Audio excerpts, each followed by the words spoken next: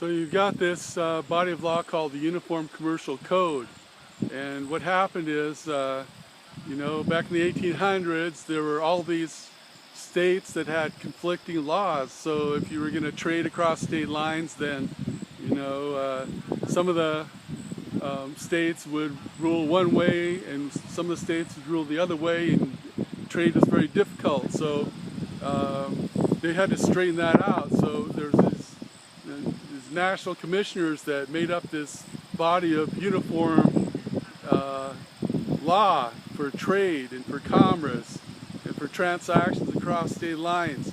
And so they have all these chapters and provisions about commerce, have to do with all kinds of monetary policy and so on, and, banking and all kinds of stuff.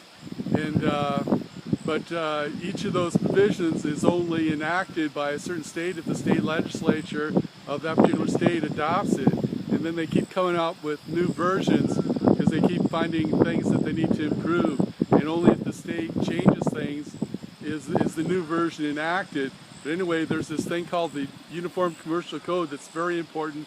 It doesn't have to do with real estate. It has to do with most other things, though, that are traded, things that you can pick up and carry or transport, that kind of thing. So Uniform Commercial Code is very important. It's different than just statutes that are enacted by legislature, because each state legislature decides if it's going to adopt that or not. And there are different provisions that it can or cannot decide to enact in that particular state. So it's exciting development that happened a couple of hundred years ago that helps everybody to make things easier for trade in the United States across state lines.